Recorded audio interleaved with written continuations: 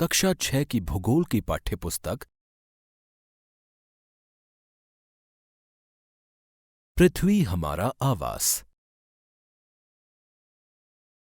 प्रस्तुत है। इस पुस्तक का पाठ 8 भारत, जलवायु, वनस्पति तथा वन्य प्राणी।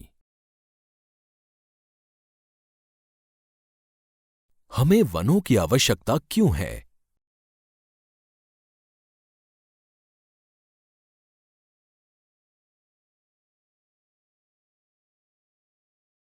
वन हमारे लिए बहुत ही लाभदायक हैं।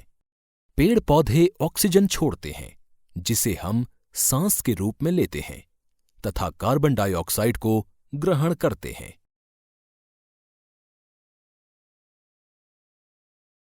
पेड़ पौधों की जड़ें मिट्टी को बांध कर रखती हैं।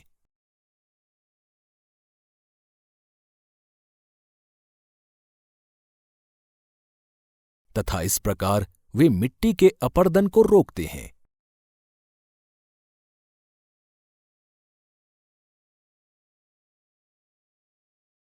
पृष्ठ संख्या 61। वनों से हमें ईंधन, लकड़ी, चारा, जड़ी बूटियां,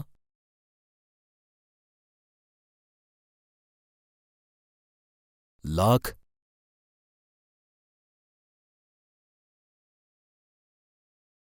शहद,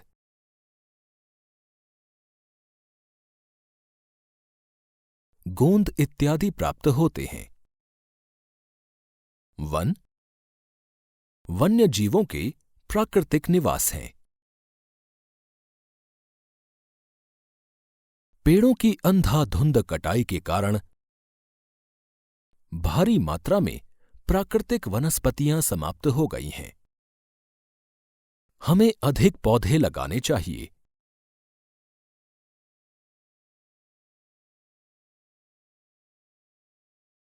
जो पेड़ बचे हैं उनकी रक्षा करनी चाहिए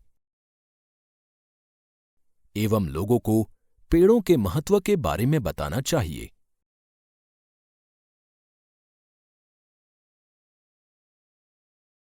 हम लोग कुछ खास आयोजन जैसे वन महोत्सव मनाकर अधिक से अधिक लोगों को इस प्रयास में शामिल कर सकते हैं तथा पृथ्वी को हरा भरा रख सकते हैं।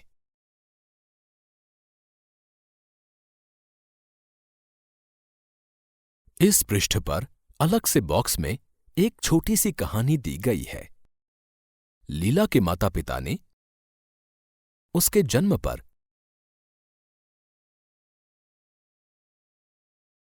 नीम के एक पौधे को रोपा। प्रत्येक जन्मदिन पर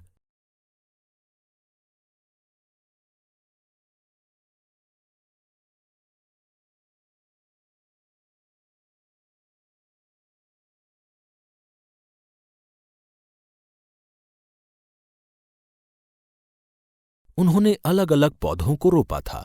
इनको हमेशा पानी से सींचा जाता था तथा अत्यधिक गर्मी, सर्दी एवं जानवरों से बचाया जाता था।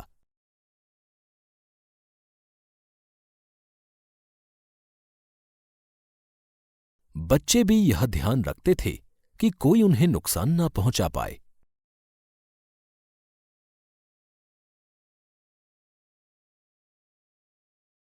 जब लीला 20 वर्ष की हुई तब 21 सुंदर वृक्ष उसके घर के चारों ओर खड़े थे।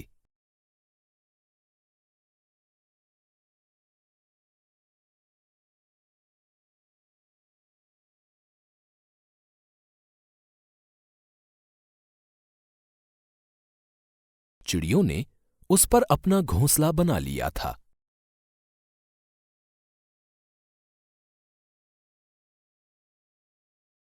फूल खिलते थे, तितलियां उनके चारों ओर मंडराती थीं। बच्चों ने उनके फलों का आनंद लिया था।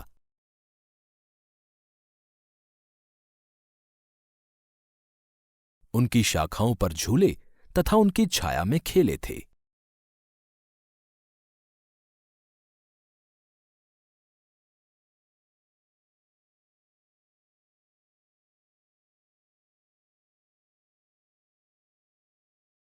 इसी पृष्ठ पर चित्र 8.2 दिया गया है, जिसमें वनों के उपयोग दर्शाए गए हैं। चित्र के मध्य में एक हरा भरा वृक्ष दिखाया गया है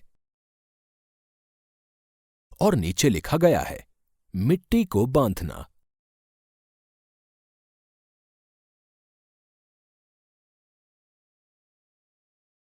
अर्थात यह पेड़ मिट्टी को बांध के रखता है।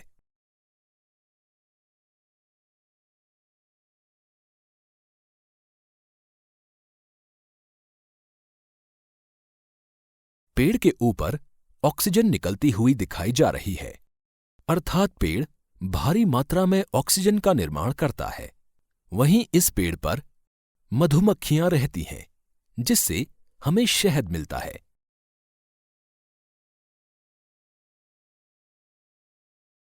वहीं ये पेड़ हमें फल भी प्रदान करते हैं।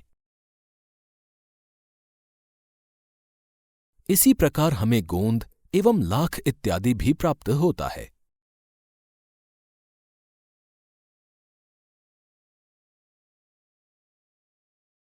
ये पेड़ पौधे वन्य जीवों का प्राकृतिक निवास भी हैं।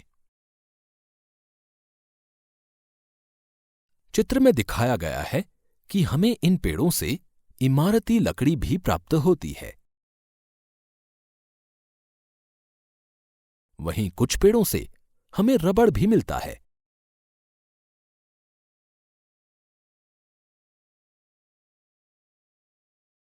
कुछ पेड़ फर्नीचर बनाने के काम आते हैं।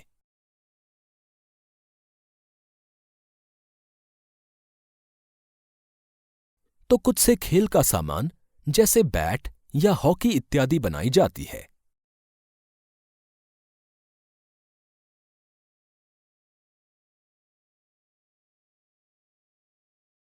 कुछ पेड़ हमें ईंधन के लिए लकड़ी देते हैं।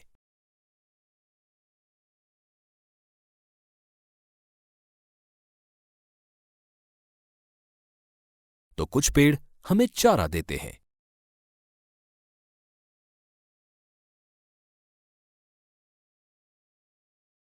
कुछ पेड़ों की सहायता से हम अपने लिए आश्रय बना सकते हैं।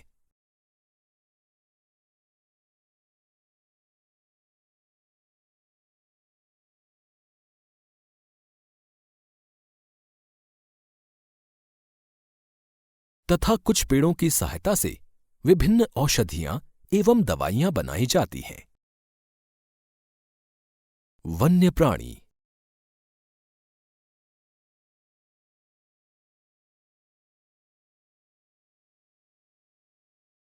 वन विभिन्न प्रकार के वन्य जीवों का निवास होता है। वनों में जंतुओं की हजारों प्रजातियां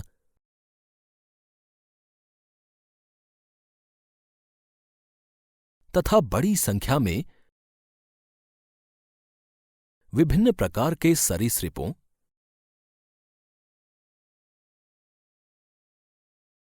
उभयचरों,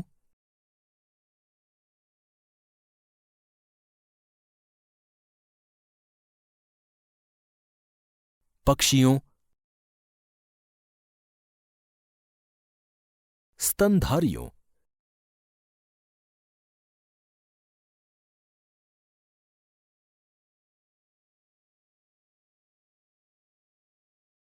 कीटों तथा कृमियों का निवास होता है।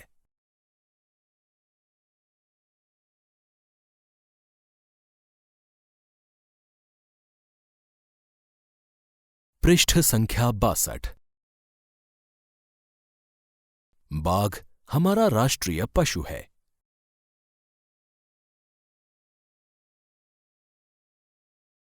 यह देश के विभिन्न भागों में पाया जाता है।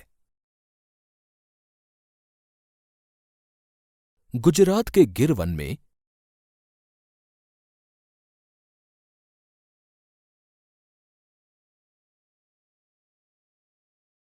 एशियाई शेरों का निवास है। हाथी तथा एक सींग वाले गैंडे असम के जंगलों में घूमते हैं।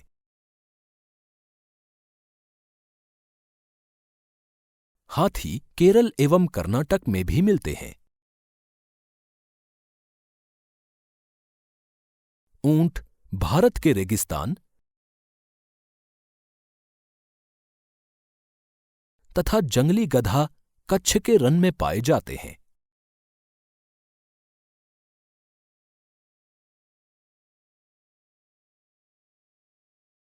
जंगली बकरी, हिम तेंदुआ, भालू इत्यादि हिमालय के क्षेत्र में पाए जाते हैं। इनके अतिरिक्त बहुत से दूसरे जानवर जैसे बंदर, सियार, भेड़िया,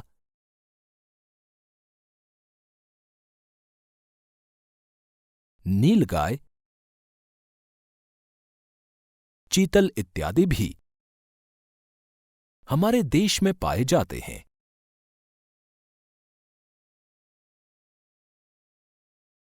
भारत में पक्षियों की भी ऐसी ही प्रचुरता है। मोर हमारा राष्ट्रीय पक्षी है।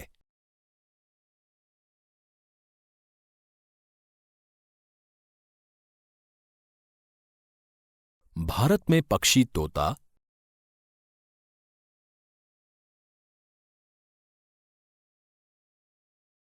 मैना, कबूतर, बुलबुल तथा बत्तख इत्यादि हैं।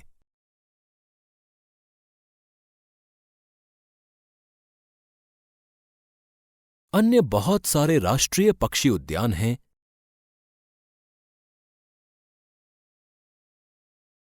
जो पक्षियों को उनका प्राकृतिक निवास प्रदान करते हैं।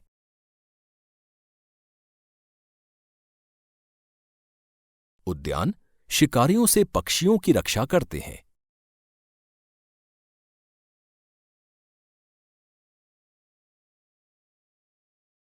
क्या आप अपने क्षेत्र में पाए जाने वाले 5 पक्षियों के नाम बता सकते हैं? भारत में सांपों की सैकड़ों प्रजातियां पाई जाती हैं। उनमें कोबरा,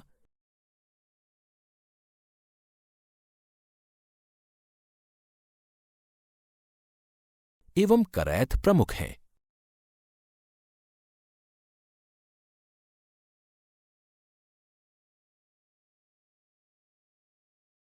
वनों के कटने तथा जानवरों के शिकार के कारण भारत में पाए जाने वाले वन्य जीवों की प्रजातियां तेजी से घट रही हैं। बहुत सी प्रजातियां तो समाप्त भी हो चुकी हैं। उनको बचाने के लिए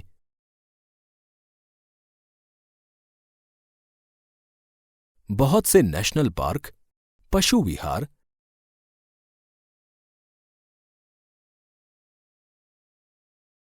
तथा जीवमंडल आरक्षित क्षेत्र स्थापित किए गए हैं।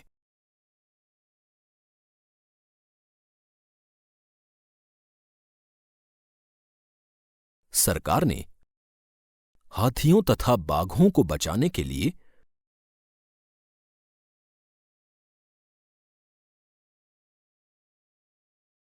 बाघ परियोजना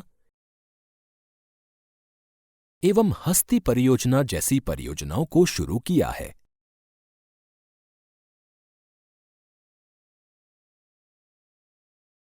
क्या आप भारत के कुछ पशु विहारों के नाम तथा मानचित्र पर उनकी स्थिति बता सकते हैं? इस पृष्ठ पर चित्र 8.3 दिया गया है, जिसमें वन्य जीवन को दर्शाया गया है।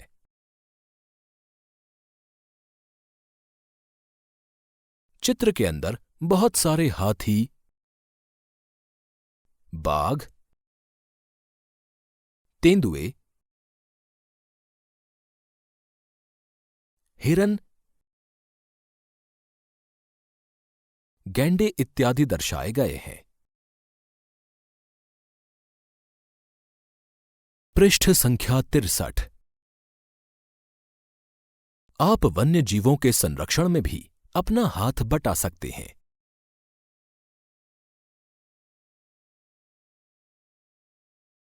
आप जानवरों के शरीर के विभिन्न अंगों जैसे हड्डी, सींग तथा पंख से बने पदार्थों को खरीदने से इनकार कर सकते हैं। प्रत्येक वर्ष हम लोग अक्टूबर के पहले सप्ताह को वन्य जीव सप्ताह के रूप में मनाते हैं।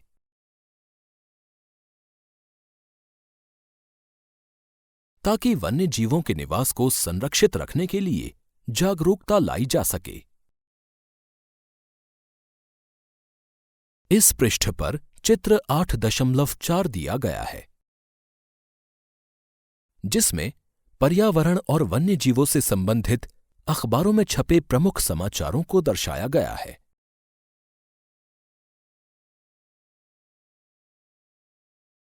इसी चित्र में फिर नीचे प्रश्न पूछे गए हैं।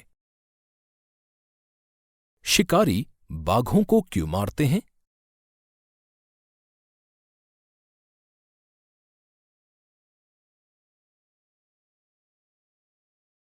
हमारे वनों से अगर बाघ खत्म हो जाएं, तो क्या होगा? क्या आपने कभी बाघ आरक्षित क्षेत्र या ऐसे चिड़ियाघर देखे हैं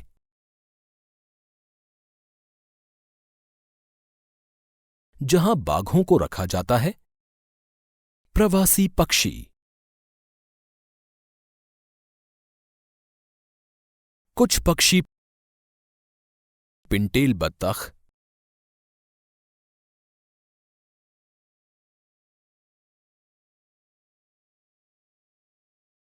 करलियू,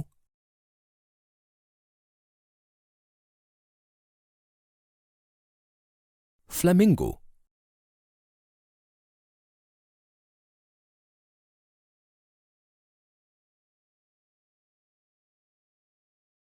ऑस्प्रे,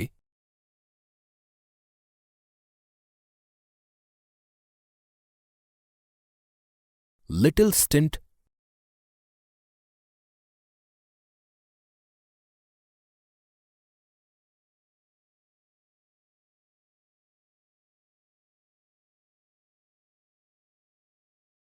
प्रत्येक वर्ष सर्दी के मौसम में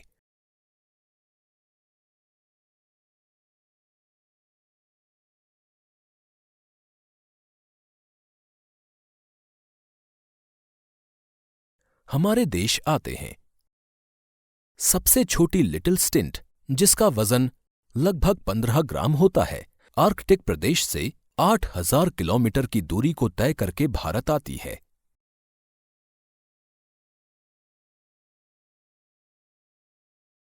पृष्ठ संख्या 64। अभ्यास। प्रश्न 1। आगे दिए गए प्रश्नों के उत्तर संक्षेप में दीजिए। पहला, कौन सी पवन भारत में वर्षा लाती है?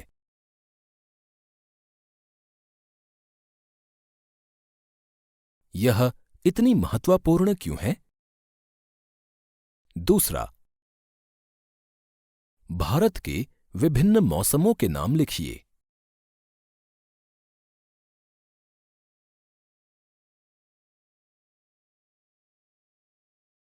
तीसरा, प्राकृतिक वनस्पति क्या है?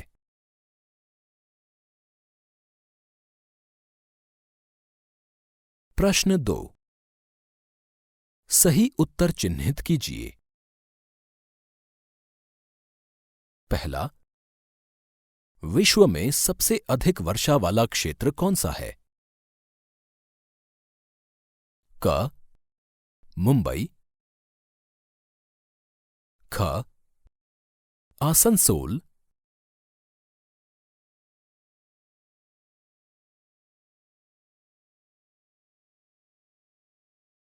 ग. मौसिनराम।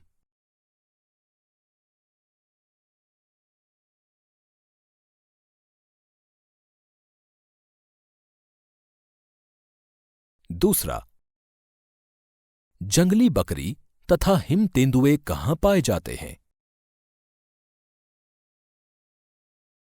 क. हिमालय क्षेत्र में, ख. प्रायद्वीपीय क्षेत्र में, ग. गिरवन में।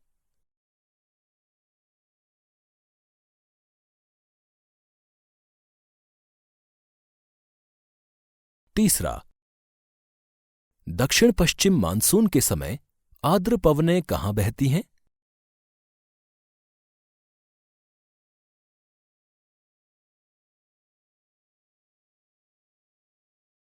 क.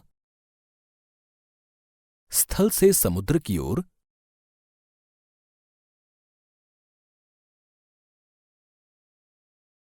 ख. समुद्र से स्थल की ओर, ग. पठार से मैदान की ओर।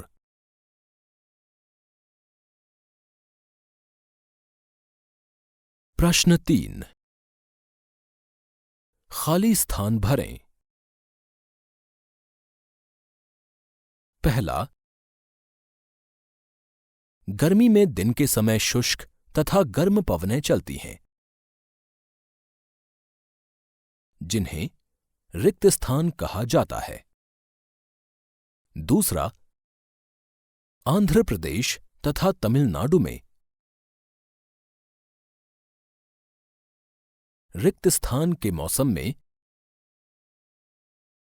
बहुत अधिक मात्रा में वर्षा होती है।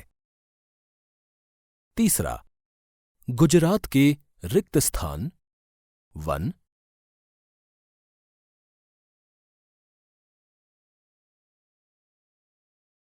रिक्त स्थान का निवास है। आओ खेलें। पहला, अपने आसपास के वृक्षों की सूची बनाएं।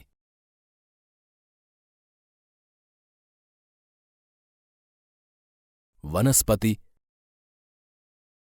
जंतुओं एवं पक्षियों के चित्र इकट्ठा करें तथा उन्हें अपनी कॉपी पर चिपकाएं। दूसरा, अपने घर के पास एक पौधा लगाएं तथा उसकी देखभाल करें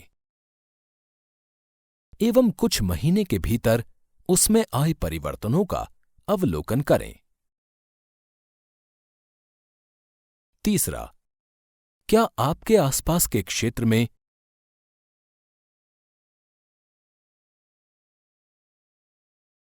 कोई प्रवासी पक्षी आता है?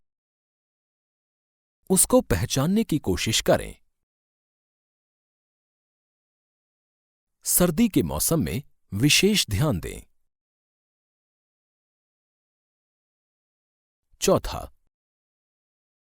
बड़ों के साथ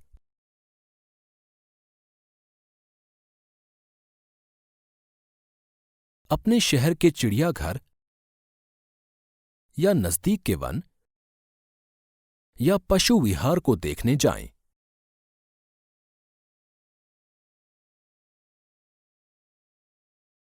वहां विभिन्न प्रकार के वन्य जीवन को ध्यानपूर्वक देखें।